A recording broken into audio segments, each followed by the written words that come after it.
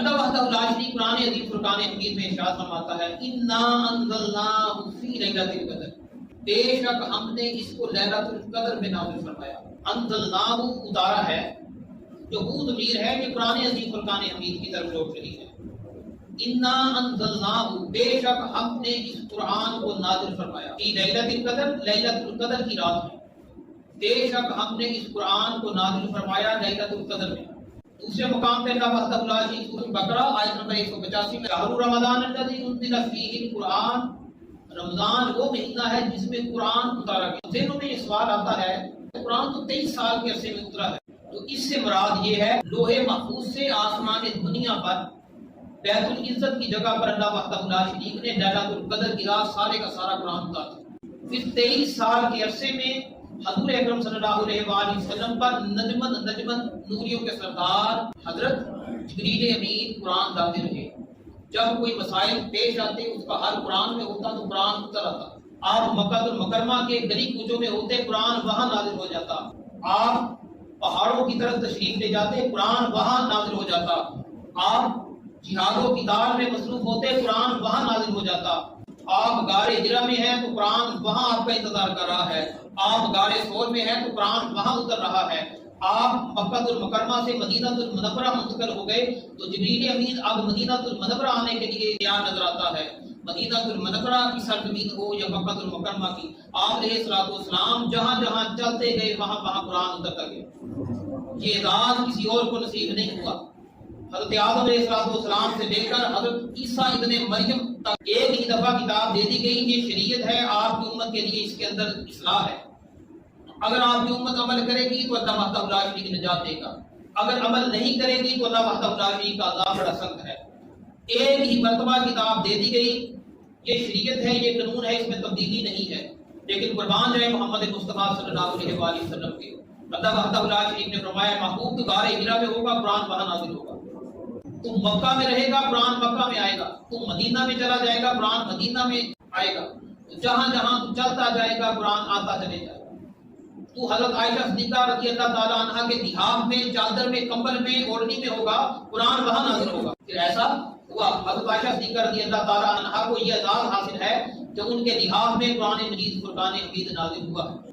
یہ کسی اور بیوی کو یہ اعزاز نصیب نہ ہو سکا جو حضرت عائشہ صدیقہ رضی اللہ تعالیٰ عنہا کے بستر کو نصیب، شاید آپ لوگ نہ جانتے۔ 6 رمضان مبارک میں اللہ تعالیٰ نے زبور نازل فرمائی، 18 رمضان مبارک کو اللہ تعالیٰ نے انجیل نازل فرمائی۔ رمضان مبارک کے 6 دن پہلے اللہ وحدہ لا شریک نے تورات کو نازل فرمایا۔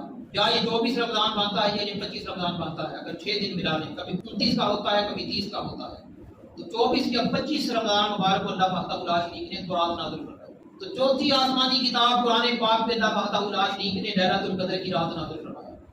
تو پتہ چلا چاروں آسمانی کتابوں کا نزول اللہ وحدہ لا شریک نے اس بابرکت مہینے میں نازل فرمایا۔ تو اس مہینے کی نسبت اللہ تعالیٰ کے کلام کے ساتھ خاص ہو گئی۔ اللہ وحدہ لا شریک نے اس مہینے کو یہ اعزاز بخش دیا ہے کہ اللہ تعالیٰ نے جو اپنا کلام اتارا، ساری آسمانی کتابیں اتاری ہیں، اسی بابرکت مہینے میں اتاری۔ اللہ تعالیٰ نے حضرت ابراہیم علیہ السلام پر صحیفے نازل فرمائے۔ صحیفے وہ قاعدہ نما کہہ لیجیے، جیسے رحمانی قاعدہ ہوتا ہے، دورانی قاعدہ ہوتا ہے، یہ کتاب کی شکل نہیں ہوتی، صفحے ہوتے ہیں، ان کو ترتیب دیا جائے تو وہ صحیفے کہلاتے ہیں۔ اللہ تعالیٰ نے حضرت ابراہیم علیہ السلام پر جو صحیفے نازل فرمائے ہیں وہ بھی یکم رمضان مبارک کی شب نازل فرمائے۔ یہ میں نے آپ کے سامنے ہسٹری رکھی ہے، رمضان مبارک اور آسمانی کتابوں، اللہ تعالیٰ نے ساری آسمانی کتابیں اسی بابرکت مہینے میں نازل فرمائی۔ تو یہ کیسے ممکن تھا؟ باقی نبیوں پر اللہ وحدہ لا شریک رسولوں کو کتاب دے رہا ہے، وہ رمضان مبارک میں دے رہا ہے، تو حضور اکرم صلی اللہ علیہ وآلہ وسلم کو اللہ تعالیٰ نے رمضان میں دی ہے، لیکن سب سے عزت والی رات رمضان کی لیلۃ القدر ہے، یہ دی ہے لیلۃ القدر ہے۔ اس میں اللہ وحدہ لا شریک نے حضور اکرم صلی اللہ علیہ وآلہ وسلم کے سینہ اقدس پر قرآن اتارا، لوح محفوظ سے آسمان دنیا پر بیت العزت پر اللہ وحدہ لا شریک نے سارے کا سارا قرآن لیلۃ القدر میں اتار دیا۔ پھر 23 سال کے زمانے میں حضور اکرم صلی اللہ علیہ وآلہ وسلم پر جب جب ضرورت ہوتی اللہ کے رسول پر قرآن اتار دیا جاتا، نجمن نجمن آہستہ آہستہ موقع کے مطابق قرآن اترتا رہا۔ 30 پارے ہیں، 23 سال میں اللہ تعالیٰ نے اتارے ہیں۔ اور یوں تو جبریل امین ہر نبی کے پاس وحی دے کے گئے، پیغام دے کے گئے اللہ وحدہ لا شریک کا، لیکن نبی رحمت صلی اللہ علیہ وآلہ وسلم کی بارگاہ اقدس میں احادیث کو اٹھا کے دیکھے، نبی پاک علیہ الصلوۃ والسلام کی بارگاہ اقدس میں جتنے ان کے چکر لگے ہیں کسی نبی کے پاس اتنے چکر نہیں لگے۔ تو نبی پاک علیہ الصلوۃ والسلام کے 23 سال کے عرصہ میں، آپ نے 40 سال آپ علیہ الصلوۃ والسلام کی عمر مبارک ہے، آپ نے اعلان نبوت فرمایا، 23 سال میں قرآن اترا ہے، یعنی کہ نبی پاک علیہ الصلوۃ والسلام کے آخری سال تک قرآن اترتا رہا۔ نبی نبی یوں تو حضرت آدم علیہ السلام کے پاس گیا ہے پوری حیات مبارکہ میں 12 مرتبہ، حضرت نوح علیہ السلام کے پاس آئے 1000 سالہ زندگی میں 50 مرتبہ، حضرت ابراہیم علیہ السلام کے پاس آئے پوری حیات میں 42 مرتبہ، حضرت موسیٰ علیہ السلام کے پاس تشریف لائے 300 مرتبہ، حضرت عیسیٰ علیہ السلام کے پاس آئے 10 سے 12 مرتبہ۔ قربان جائے محمد مصطفیٰ صلی اللہ علیہ وآلہ وسلم کی عظمتوں پہ 23 سال قرآن اترتا رہا۔ تعداد جو احادیث مبارکہ سے پتہ چلتی ہے وہ 24,000 مرتبہ حضور کی بارگاہ اقدس میں تشریف لائے۔ تو یہ اتھارٹی کسی اور کو نصیب نہ ہو سکتی۔ پھر ہم پہ یہ فتویٰ لگاتے ہیں، یہ بات کرتے ہیں تو رسول اکرم صلی اللہ علیہ وسلم بھی کرتے ہیں، کیونکہ ان کے پاس بات کرنے کو ہے ہی نہیں۔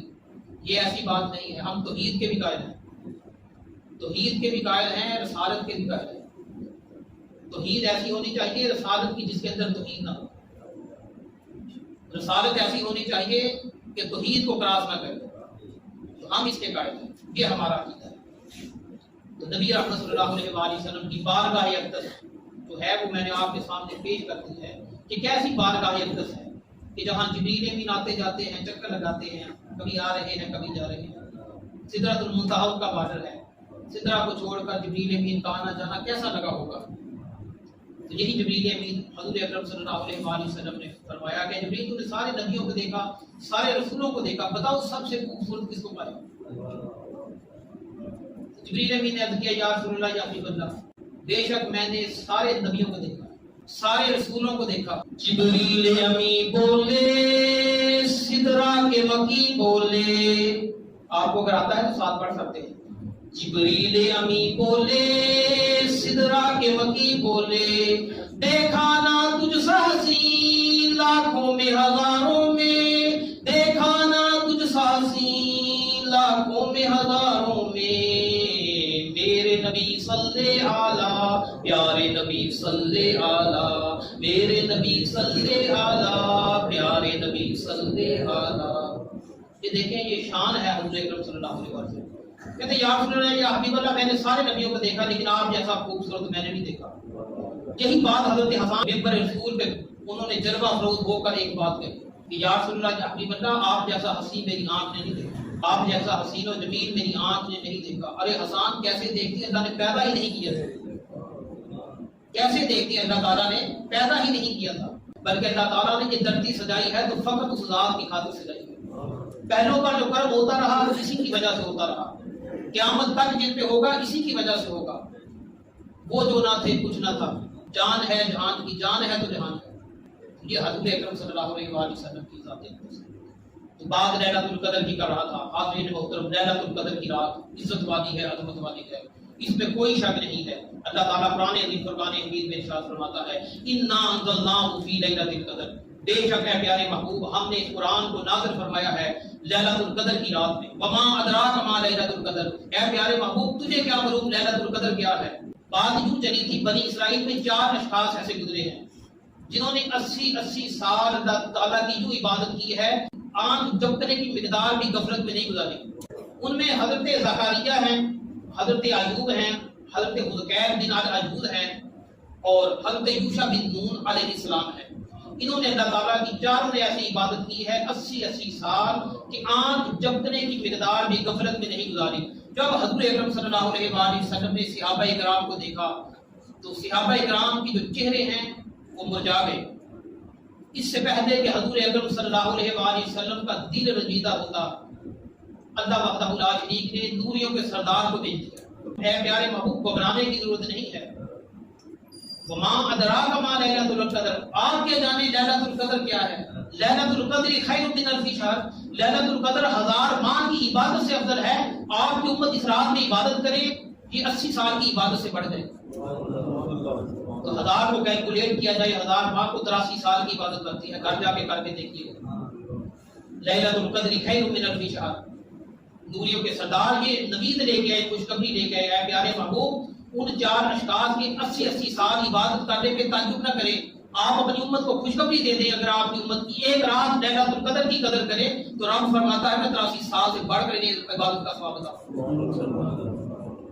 تنزل الملائکۃ والروح فیہا بإذن ربہم من کل امر، اس رات میں اللہ وحدہ لا شریک فرشتوں کو اتارتا ہے، اکیلے فرشتے نہیں آتے، والروح کا ذکر ہے، ساتھ نوریوں کا سردار بھی اترتا ہے، جبریل امین کے جرمٹ میں فرشتے آسمان دنیا سے زمین پر آتے ہیں، من کل امر، اللہ تعالیٰ کی طرف سے ہر کام کے لیے، اللہ تعالیٰ کی طرف سے جو حکم ہوتا ہے وہ سارے کا سارا لے کے نازل ہوتے ہیں۔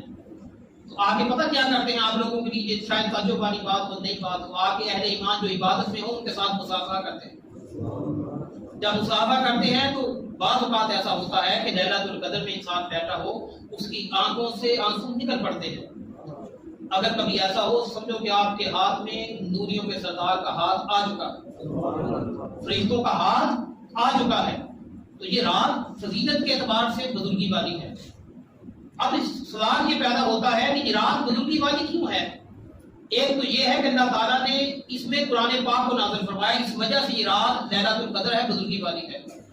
دوسری وجہ یہ ہے کہ اللہ تعالیٰ اس رات میں فرشتوں کو آسمان دنیا سے اتارتا ہے، اس لحاظ سے یہ رات فضیلت والی ہے۔ بزرگی کی وجہ یہ ہے کہ اس رات میں حتیٰ مطلع الفجر کے الفاظ ہیں، جہاں تک کہ طلوع فجر تک، سحری کا وقت اختتام پذیر ہوتا ہے اور فجر کا وقت طلوع ہو جاتا ہے تو پھر آسمان دنیا میں یہ فرشتے واپس چلے جاتے ہیں۔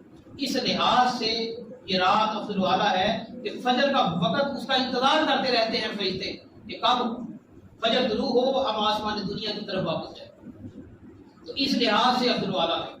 تو میرا ذاتی وجدان یہ ہے کہ یہ رات اس لحاظ سے افضل والا ہے کہ حضور اکرم صلی اللہ علیہ وسلم کا دل رنجیدہ ہوا تھا کہ میری امت کی عمریں تھوڑی ہیں، تو اس لیے اللہ تعالیٰ نے لیلۃ القدر اتار دی کہ پیارے محبوب گھبرانے کی ضرورت نہیں ہے، تیری امت عبادت کرے تو صحیح، میں رب 83 سال کی عبادت سے بڑھ کر انہیں سامنے دوں۔ تو یہ تو نہیں ہے، ہر ایک کی آرام مختلف ہو سکتی ہے، تو وجدانی کیفیت ہوتی ہے جو طاری ہو جاتی ہے انسان کے اوپر۔ یہ رات کمال والی ہے، لیلۃ القدر تاک رات آخری اشرے کی جتنی بھی ہوتی ہے کوئی بھی ہو سکتی ہے، بعض کہتے 21 ہے، بعض کہتے 23 ہے، 25 ہے، 29 ہے، 27 کو تو مشہور ہے، معروف ہے، جمہور کے نزدیک 27 رمضان مبارک کی لیلۃ القدر ہے۔ وما علیہ جل جلالہ۔